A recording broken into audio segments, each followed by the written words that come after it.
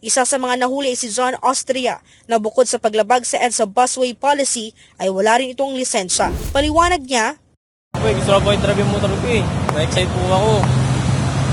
agad na dadalhin sa impounding center ng MMDA ang motor ni John dahil sa paglabag dito sa batas trapiko. Sa pulang isang puting SUV na may plakang 7 na special plate para sa mga senador. Sumunod naman ang black din na SUV na sasakyan din ng isang kongresista na gumamit pa ng blinker habang nasa loob ng EDSA bus lane. Bukod dyan, nahuli rin ang ilang sasakyan mula sa Department of National Defense, Philippine Marine Corps, isang pulis na nakamotorsiklo at isang pribadong bus na hindi kasama sa EDSA Bus Carousel Consortium. Bukod sa mga nabanggit, natikitan din ang isang professional basketball player. Bumaba ito upang makipag-areglo sana sa MMDA dahil sa pagdaan nito sa EDSA bus lane. Totoo ang pagpapatupad natin ng batas na wala tayong pinipili kahit na mapa-gobyerno, mapa-personalidad man sa ating society, we will implement it fair and square po. Karamihan sa mga nahuli ng MMDA na mga hindi autorisadong dumaan sa EDSA bus ay ang mga government vehicle o mga sasakyan ng ilang government official.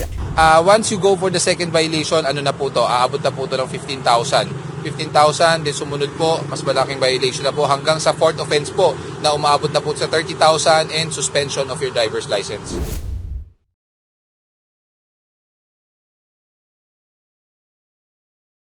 Muling nagsagawa ng operasyon ng Special Operations Group Strike Force ng Metropolitan Manila Development Authority o MMDA laban sa mga pasaway na motorista na dumadaan sa EDSA bus lane. Sentro ng operasyon ay sa bahagi ng EDSA Corinthians sa Quezon City. Karamihan sa mga nahuli ng MMDA na mga hindi autorisadong dumaan sa EDSA bus ay ang mga government vehicle o mga sasakyan ng ilang government official. Sa pulang isang puting SUV na may plakang 7 na special plate para sa mga senador. Sumunod naman ang black din na SUV na sasakyan din ng isang kongresista na gumamit pa ng blinker habang nasa loob ng EDSA bus lane. Bukod dyan, nahuli rin ang ilang sasakyan mula sa Department of National Defense, Philippine Marine Corps, isang pulis na nakamotorsiklo at isang pribadong bus na hindi kasama sa EDSA Bus Carousel Consortium. Bagamat hindi pinangalanan ng MMDA ang mga may-ari ng sasakyan, nanindigan naman si Gabriel Go, officer in charge ng Special Operations Group Strike Force ng MMDA na wala silang sasantuhin lalo't lumabag sa batas trapiko.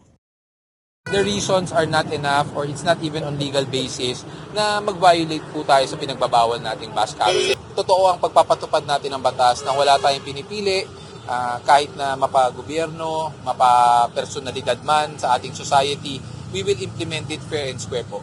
Bukod sa mga nabanggit, natikitan din ang isang professional basketball player. Bumaba ito upang makipag-areglo sana sa MMDA dahil sa pagdaan nito sa EDSA bus lane.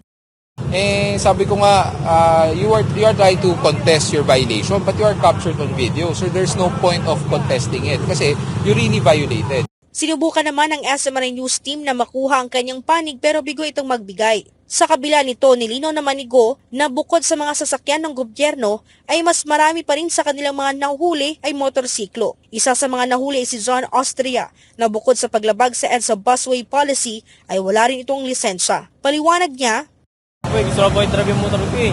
Na-excite po ako. agad na dadalhin sa impounding center ng MMDA ang motor ni John dahil sa paglabag dito sa batas trapiko. Nagpaalala naman ng MMDA sa mga motorista na respetuhin ang batas trapiko. Hindi rin anya nagkulang ang hensya sa pagpapaalala sa sino lamang otorisadong dumaan dito. Pagmumultahin ang sinumang mahuhuling motorista ng 5,000 pesos para sa first offense. Once you go for the second violation, ano na po to? Aabot na po to ng 15,000. 15,000, then sumunod po, mas malaking violation na po hanggang sa fourth offense po na umaabot na po sa 30,000 and suspension of your driver's license. Gayunpaman, inuulat ng MMDA ngayong 2024 ay bumaba pa ang bilang ng mga nahuhuli kada araw. Mula sa higit 100 violators araw-araw, ngayon ay umaabot na lamang ito sa higit 10 motorista.